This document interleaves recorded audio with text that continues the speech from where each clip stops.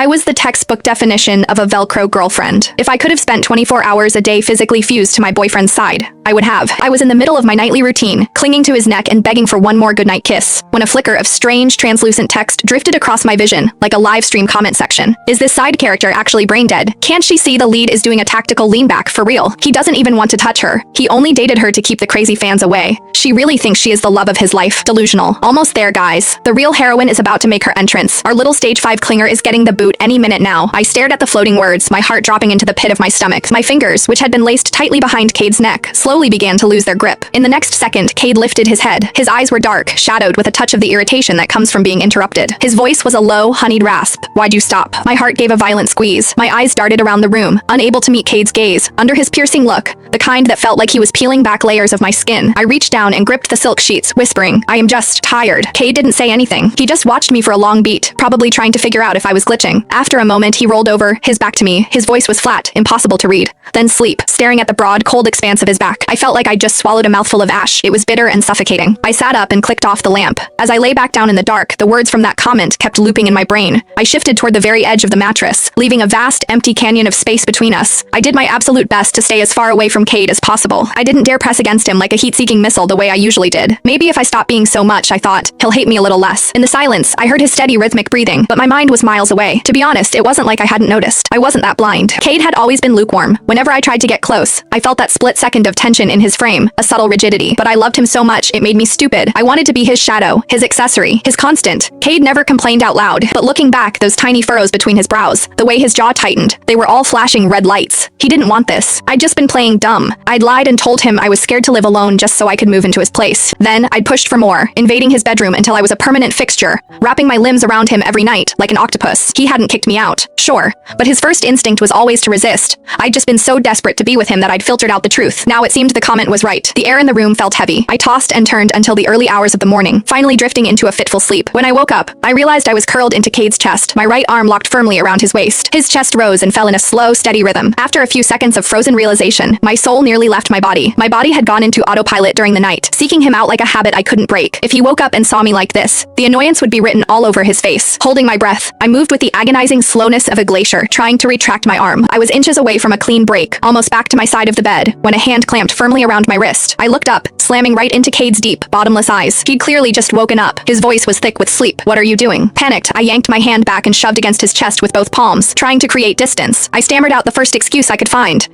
Nothing. It is late. I have to get to work. Cade didn't respond. He just watched me with that expressionless mask. Even though I was avoiding his gaze, I could feel the atmospheric pressure in the room dropping. The lead is definitely in a bad mood now. Imagine waking up to a human leech every morning. God, who wants to be suffocated in their sleep? So annoying. She is a literal adult. Doesn't she understand boundaries? I dump her so fast. She is like a human magnet that won't let go. My eyes dropped to my lap, my lashes trembling. The comments made my face burn with a shame so hot I wanted the floor to swallow me whole. Just as I was about to scramble out of bed, Cade's low voice rumbled above me. It was impossible to tell if he was amused or angry. That goodnight kiss you skipped last night. You want to make it up now. Usually, if he missed a kiss because of a business trip or a late night, I'd be relentless. I'd make him pay it back with interest 10 kisses for every one missed. I was like a loan shark for affection. The first time I'd pulled that, Cade had almost laughed, though it sounded more like a sigh. Daisy, don't you think you are being a bit of a tyrant? I just blinked innocently at him, cupping his face and kissing him until I was satisfied. Maybe because it happened so often, he'd just grown used to it. He'd stopped fighting it. But remembering how he'd flinched away last night, I knew he was just humoring me. He didn't want this. No, that is okay, I said quickly, waving my hands. I lowered my head, adding in a small shaky voice, actually, we can skip the morning and evening kisses from now on. Cade stared at me. His gaze turned heavy, almost frighteningly dark. After what felt like an eternity, he spoke coldly, a sharp edge of spite in his tone. Fine, suit yourself. I let out a quiet breath of relief, but at the same time, a dull ache started to throb in my chest. He really did see it as a chore, didn't he? By the time I finished getting ready, Cade had breakfast on the table. He was faster than me, already finished, sitting across the table and watching me with an unblinking intensity. Feeling his eyes on me, I started shoveling food into my mouth. Cade frowned. Slow down, he said curtly. I nodded, my cheeks puffed out like a squirrel, playing the role of the obedient student. 10 minutes later, it was time for the commute. Usually he'd drive me, but we were running a bit behind today. Those obnoxious comments popped up again, jumping with excitement. If I remember the script correctly, today is the big day. The leads meet today. Yep, the heroine starts at his company today. She is a powerhouse, high EQ, and most importantly, she knows how to give a man space. Exactly. The lead actually feels comfortable around her. Once he sees what a real woman looks like, he is going to drop this clingy brat without a second thought. My eyes dimmed. So today was the day he met his soulmate. My chest felt tight, the air in the room suddenly too thin to breathe. Seeing me standing there like a statue, Cade prompted, "Get in the car." I didn't move. "You go ahead, I'll just take an Uber." Cade didn't argue. He simply opened his door, stepped out, and walked over to me. He stood close, his searching piercing gaze making me feel completely exposed. "You are mad," he stated. His voice was certain. "Because I dodged that kiss last night, right?" I looked up, forcing a blank expression. Number why be mad? I'd just finally seen the truth through the comment. I was a nuisance. I was just trying to fix it. Cade clearly didn't buy it. He stepped into my personal space. "Then why won't you let me drive you?" My eyes flickered away. I couldn't tell him the real reason, so I went with a half-baked lie. "I just think we should give each other some space, you know, boundaries." Cade froze. It was like I'd slapped him. He clearly hadn't expected those words to come out of my mouth. He didn't push further. He just gave me one long searching look. "Fine, I'll pick you up after work." Without waiting for me to agree, he turned, got back in his car, and peeled out of the driveway. I was a mess all day. I couldn't focus on a single task. The comment kept chiming in, telling me Cade was driving the heroin home, that he'd forgotten all about me, mocking me for even hoping he'd show up. But I couldn't help it. My heart was still holding on to a shred of hope as I walked out of the office building. The spot where his car usually sat 10 minutes early was empty. I stared at the vacant pavement for a long time. As I was lost in thought, a bright, cheerful voice rang out behind me. "Hey, Daisy, what are you doing standing there? Can't catch a ride? The subway is going to be a nightmare during rush hour. I've got my bike, want a lift?" I turned around. It was Nico, a trendy-looking guy who joined the team a few days ago. He was high energy, like a golden retriever in human form. I was about to say no out of habit, but I looked at the darkening sky and thought about Cade driving some other woman home. I nodded. "Sure, thanks, Nico." Nico, who was a good head taller than me, easily slid his spare helmet onto my head. No problem at all. But the moment the buckle clicked, a sharp, prolonged honk cut through the air. Before I could even process it, Cade was out of his car. He strode over, his face like a thundercloud, and grabbed my hand, interlacing his fingers with mine in a crushing grip. Then he reached up and plucked the helmet off my head, the helmet I'd been wearing for all of 10 seconds. He handed it back to Nico, his tone casual, but dripping with territorial aggression. "Hey there, I am Daisy's boyfriend, Cade." Nico blinked, then let out a bit of a cocky grin. "Whoa, man, you are running a little behind for a boyfriend, aren't you? We've been off the clock for ages." Cade's eyes narrowed dangerously. The air between the two men was thick with sudden, sharp tension. I gently tugged at Cade's hand. His grip was starting to hurt. "Cade, let's just go home." I waved a quick goodbye to Nico. "See you tomorrow. Drive safe." The ride home was brutal. Cade's expression was murderous. He walked so fast toward the car that I had to jog to keep up. Once we were inside, I opened my mouth to explain, but the words died in my throat. I noticed something on the dashboard. A small, incredibly cute plush cat. Cade hated cats. He complained about the hair, the smell, the effort, and that plushie definitely wasn't there yesterday.